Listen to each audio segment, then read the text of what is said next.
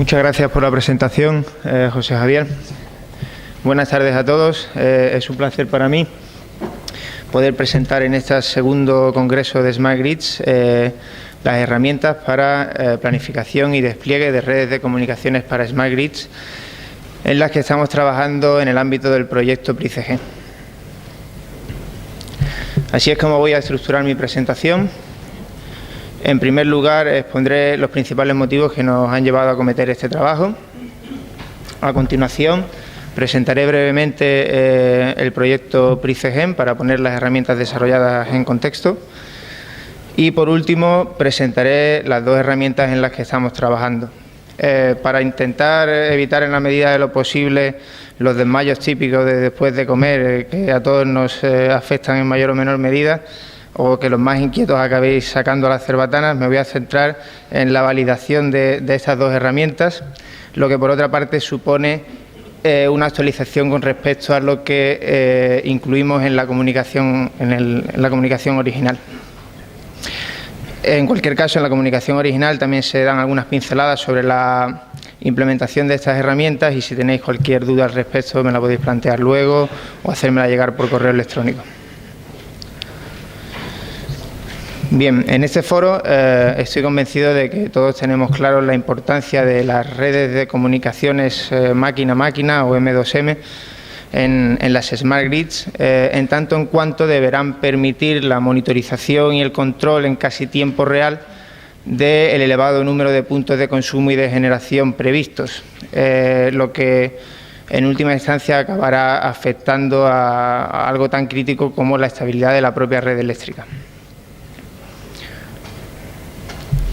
Sin embargo, en la práctica existen multitud de soluciones basadas en distintas arquitecturas de comunicaciones que combinan diferentes tecnologías de comunicación, ya que lo que ocurre es que la solución más adecuada depende de muchos factores, como por ejemplo los servicios que se pretendan ofrecer sobre la plataforma, las características de la propia infraestructura eléctrica o la legislación específica de cada país.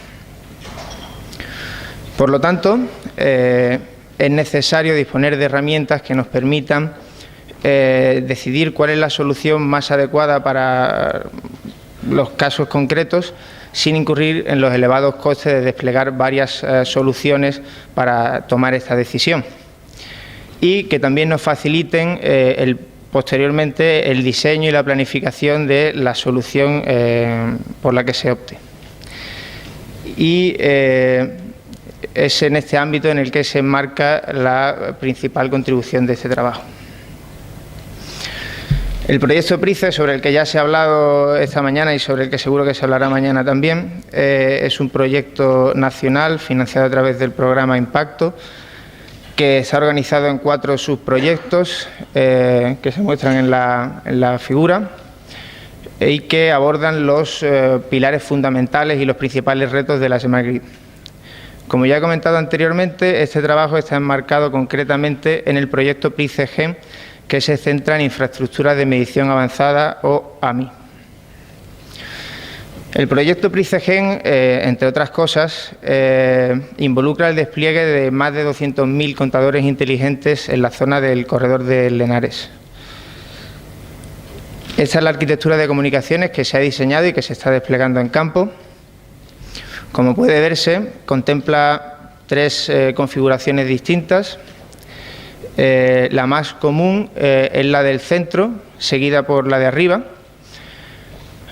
Como podéis ver, en la del centro se emplea Prime o Prime para la comunicación entre los contadores inteligentes y los concentradores que están localizados en los centros de transformación secundarios. Noelia acaba de haceros una muy buena explicación sobre la tecnología, o sea que no hace falta que haga hincapié de nuevo en esto. Y para la comunicación entre los concentradores y los sistemas de información, donde se procesa la información y se toman las decisiones oportunas, se utiliza principalmente tecnologías celulares o móviles.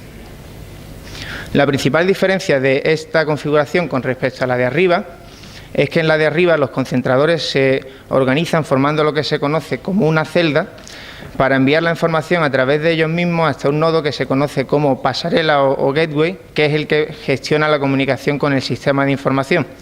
utilizando para ello comunicaciones PLC de banda ancha sobre la red eléctrica de media tensión. En cuanto a la configuración de abajo, es para casos muy excepcionales, situaciones muy concretas, como por ejemplo escenarios en los que hay muy pocos contadores inteligentes. Ese trabajo está enfocado en herramientas para redes PRIME y para celdas BPL. ¿Por qué decidimos centrarnos en estas dos tecnologías? Bueno, pues porque son las más novedosas de las que se consideran y por las ventajas que presentan las tecnologías PLC en este tipo de entornos. La herramienta para redes PRIME, partimos de la desarrollada por el investigador del IIT, ahora también profesor del ICAI, Javier Matanza, en su tesis doctoral, que combina MATLAB con el popular simulador de redes de comunicaciones OpNet++. Esta herramienta se modificó para poder simular los escenarios concretos probados en el linter de unión fenosa distribución, por ejemplo, permitiendo fijar los repetidores de la red PRIME, así como los hijos de dichos repetidores a priori, o permitiendo fijar las atenuaciones para tener determinadas, las atenuaciones de la línea para tener determinadas tasas de error de bit. La métrica que se ha utilizado para la validación y evaluación de esta herramienta es el tiempo que tarda el concentrador en obtener los consumos de un día de todos los contadores inteligentes que forman una red PRIME, habiendo enviado previamente una solicitud a tal efecto. La topología con la que se validó el simulador, en este caso, involucraba 91 contadores, 3 de los cuales actuando como repetidores o switches, 2 de ellos con un único hijo y 1 de ellos con 2 hijos. Y en base a la traza del laboratorio se calculó que el tiempo que tardaba el contador en medir, en obtener las medidas de todos los contadores, era en torno a 910 segundos. La topología probada en el linter, posteriormente se simuló un número considerable de veces, variando un par de parámetros de nivel de enlace para 3 escenarios distintos con distintas probabilidades de error de bit. Y, como se puede ver en la tabla, para el escenario intermedio, para los parámetros de nivel de enlace que coinciden con la configuración de la red que se probó en el linter, se obtienen valores parecidos.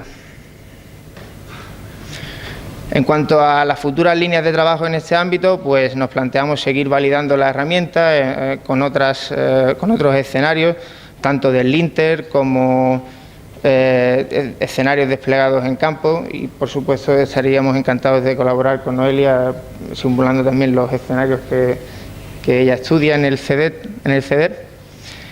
Y una vez se haya afinado esta herramienta, se podría utilizar, por ejemplo, para estimar el periodo mínimo de muestreo para una red PRIME en concreto, con las implicaciones que esto tendría para otros tipos de servicios, como por ejemplo la respuesta de la demanda.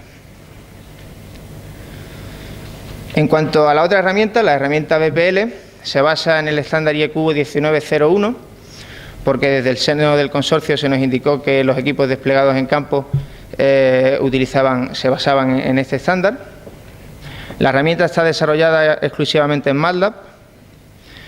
En la versión actual lo que hace es calcular la latencia de ida y vuelta desde todos los nodos de una celda BPL hasta la pasarela, lo que en la figura sería el RTT.